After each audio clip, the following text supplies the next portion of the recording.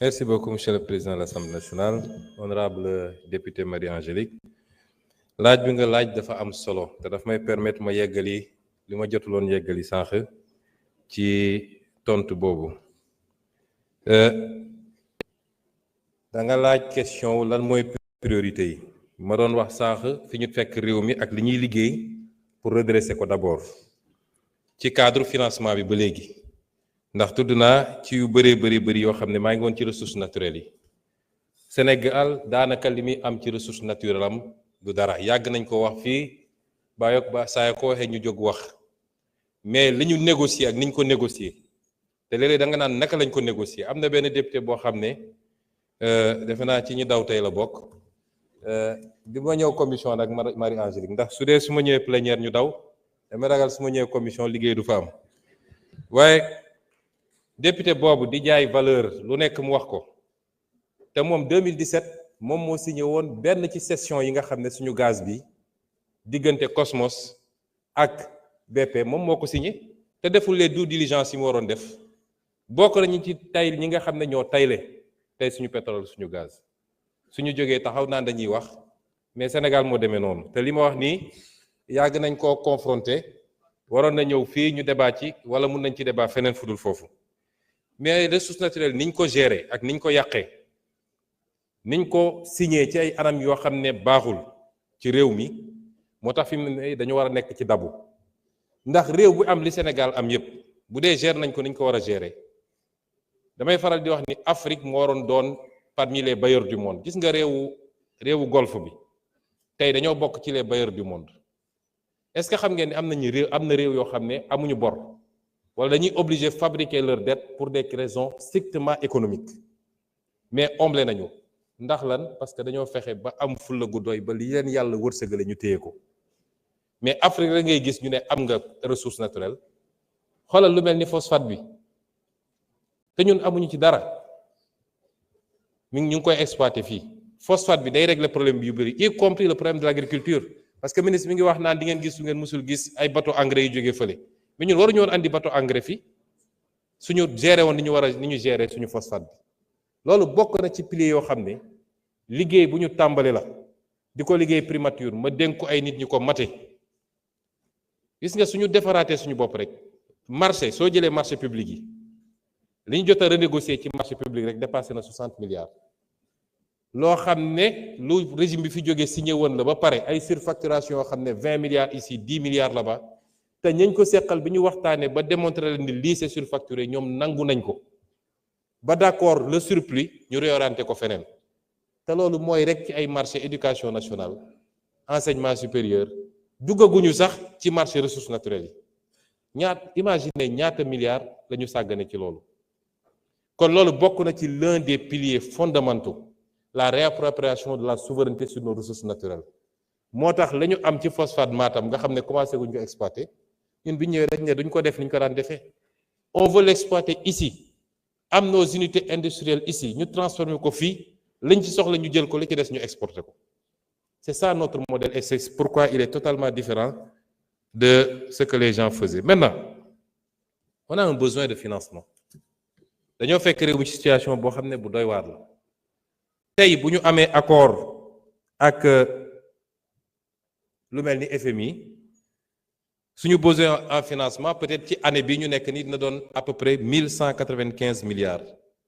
mais day doon lu dégressif chaque année ñu wàññi ko tuuti peut-être ce sera 498 milliards l'année qui suit ainsi de suite en 2019 on sera à 155 milliards mooy li ñu war a yokk ci li ñu am bu ñu dajalee li ñu fortaatu yépp ngeen posé question bu am solo woote nañu barki démb sénégalais yu bëri uyu si am na ñu bëri ñu ne dañoo bëggoon a def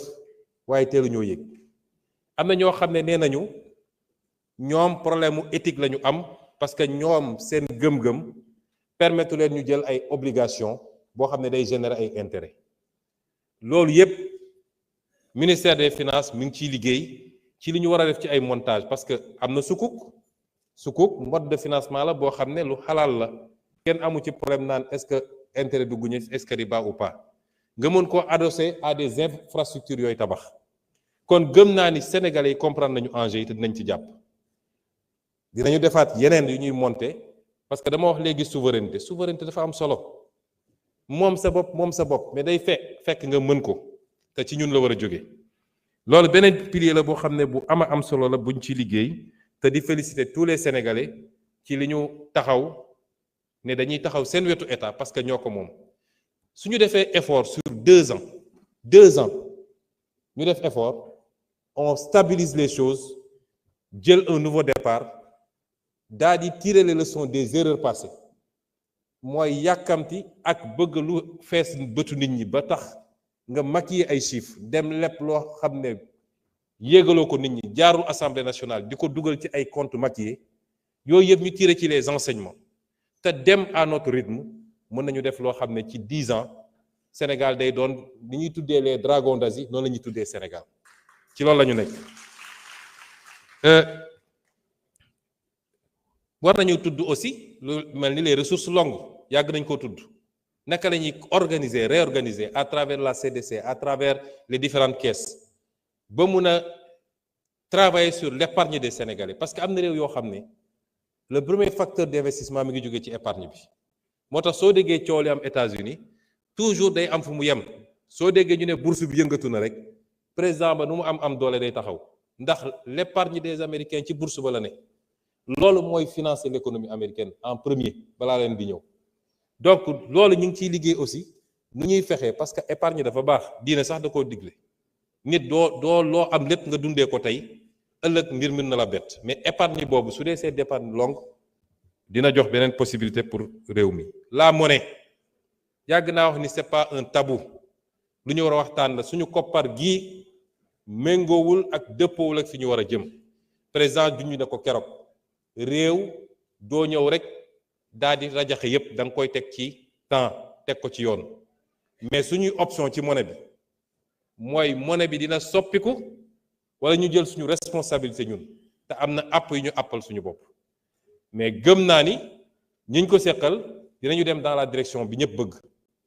parce que mënuñu continuer keroog en conseil des ministres le ministre de l'économie dafa présenter benn communication wone ni suñu économie alignée sur l'économie de l'Union européenne ñoom bu ñu sëqatee ñu sëqat bu ñu yéegee ñu yéeg bu ñu wàccee ñu wàcc la corrélation avec la monnaie n'est pas automatiquement faite mais quel est le seul facteur qui nous lie à cette zone-là mais c'est la monnaie moo tax il faut que ñu nangu poser débat yooyu avancer ci mais lu technique la lu sérieux la am na lu ñu teg loo xam ne ñu ngi ciy liggéey du fii laa koy développer yëpp pour vous dire que tous les leviers ñu ngi ciy liggéey tous les leviers qui doivent nous amener à souverainiser notre financement nous donner le maximum d'indépendance parce que da ngay dégg ñu ne ñoom ñoo ne woon bor tekkiwul manque de souveraineté bor bu ñu la conditionné ba nga xam ne sañoo bañ bor boobu mooy manqué souveraineté mais bu dee yow yaa am sa latitude marché yi wóolu la ba soo wootee ñu wuy si la parce que la dette n'est que de la fiscalité différée en réalité nga teg ko ci temps teg ko ci anam boo xam ne dette bu soutenable la nga garder toute ta latitude ber bu bon mooy dañ la naan lii da nga koy signer foog nga def telle réforme sinon duñ la lebal kooku mooy bor bi nga xam ne day empiéter ci sa souveraineté kon loolu ay éléments yu important la ensuite ñun dañu war a en tant qu'Africain et en tant que Sénégalais dañoo nekk ci àdduna bi dafa les options stratégiques dañu nekk ci àdduna boo xam ne y a le choc des grandes puissances y a ce qu'on appelle le piège de Thucydide mooy à chaque fois qu'une nouvelle puissance jóg beneen puissance bi fi newoon ni muy réagir par rapport ak puissance boobu études yi def mooy ci 16 cas yi ñu étudier dans l'histoire de l'humanité les 12 dafa mujjee ci guerre fi mu ne nii amagul te ñi ngi ñaan yàlla bu mu am waaye guerre économique déclenché na ñun les petits pays comme le Sénégal ban stratégie dañu war a am pour capter les dividendes de cette guerre économique qui se déclenche parce que am nañu toutes les options et tout le potentiel qu'il faut. L'Afrique doit être le prochain moteur de l'économie mondiale. Pendant ces 30 ans, ça a été la Chine, gis nañu essoufflement. Afrique, suñu régler problème évidemment la stabilité dans les pays, la sécurité, l'instabilité politique, qu'il y ait un minimum de consensus entre nous. C'est pourquoi j'en appelle à l'opposition, parce que fii y a pas matière à opposer fii amul lu ñu fi opposer fi ñu fekk réew mi def xayma bi ne Sénégalais lii moo fi nekk gisuma ku ci war a opposer bi da ngay gis koo xam ne sax même su ciy wax sax oui li fi xew c'est grave et cetera mais ñoom waruñu woon. Nous allons dans le sens bi réew mu sa defaru yoon bii la jël kon loolu amul lu ñu ciy opposé wu. Les actes qu'on pose pour la bonne gouvernance. Dans les prochains jours, on soumettra ici à l'Assemblée un certain nombre de projets de loi yoo xam ne presque pare na. Le projet de loi pour réformer l'OFNAC. Le projet de loi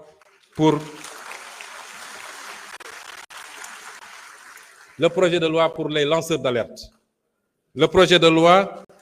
pour l'accès à l'information. Parce que citoyen bu nekk war na mun a am accès à l'information. Qu'est-ce que le Premier ministre fait? Qu'est-ce que tel ministre fait? Qu'est-ce que tel directeur général fait? Le projet de loi pour la déclaration de patrimoine ñu généraliser ko ba képp ku yor responsabilité publique ñu xam lan nga yor. Mais loolu est-ce que am na matière à opposition? Les options ñu jël stratégiquement pour jëlaat suñu souveraineté économique est-ce que am na matière à opposition? Kon ñu bàyyi fi loolu yépp bëgg a entraîner le pays dans des débats de personnes. À une certaine opposition, je dis que la haine ne peut pas être un moteur politique. Surtout la haine dirigée contre une personne qui vous a rien fait. Je les rassure, c'est pas les attaques crypto-personnelles. maa ngi sant yàlla, je suis politiquement indestructible. ma wax leen ko léegi. Parce que li ma ne yàllaa ko def saa yu ko soobee moom moo ko fiy dindi mais du nit. Du nit. ku fiy wax di tëb bu ñu génnoon léegi taxaw ci mbedd bi ku ñëw romb la ku ñëw taxaw nuyoo man maa ngi ciy sant yàlla mais ñun réew mi moo ñu soxal moo tax si on a une opposition républicaine elle n'a qu'à s'opposer de manière républicaine nañu ñëw wax ci mbay mi nañu wax ci càmm gi nañu wax ci ressources naturelles yi nañu wax ci les programmes et les objectifs sur ce terrain nous sommes ouverts au dialogue. Nous sommes ouverts au débat contradictoire comme je le fais ici à l'Assemblée. Mais ñu bëgg a bàyyi foofu yépp entraîner le pays vers des dérives verbales, vers des règlements de compte personnels, les dossiers judiciaires.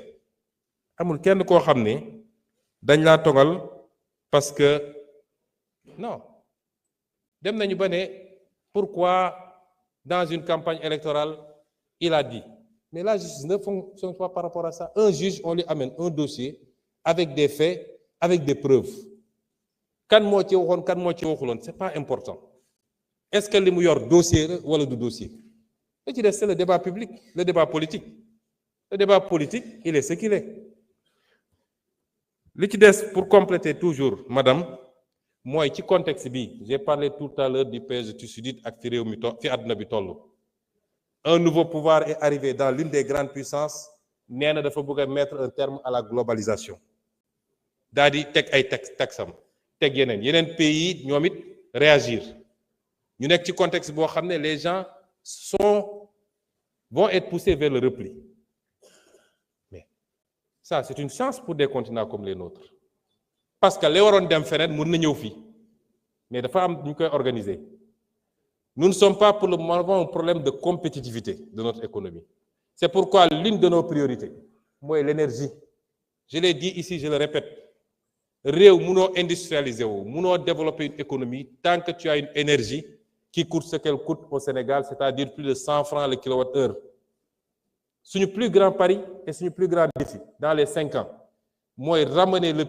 prix du kilowattheure maximum à 60 francs. Le ministre de l'Énergie vous l'a dit l'autre jour. Et c'est pourquoi nous avons dit suñu gaz bi mënuñu ko bàyyi mu génn noonu gaz bi suñu priorité mooy luñ ci mën a andi mettre toutes nos centrales au gaz, faire de nouvelles centrales au gaz. Je vous ai dit à l'origine 2050 on a un objectif de 10 000 kWh, 10 000 MW. On a produit 1800 aujourd'hui. Imaginez le gap. Le solaire ne pourra pas tout combler. moo tax ñu ne suñu oléoduc bi suñu gazoduc bi war a andi gaz bi fii mooy suñu priorité. L'énergie est une question de sécurité nationale même. Et c'est pourquoi, en dehors de l'aspect économique, il y a l'aspect domestique. Parce que dans le budget des ménages, l'énergie coûte très cher moo tax dégg ngeen coow Central West Africa Energy bi quand je suis arrivé j'ai dit au président je prends en main ce dossier parce que mënuñu bàyyi un secteur aussi stratégique ñu ne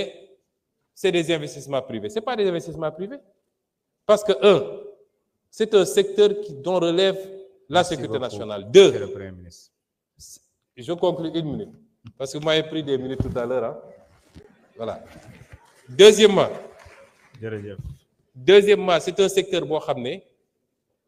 dans ces projets-là c'est fait sous le couvert du contenu local moom ay avantages yu ñuy teg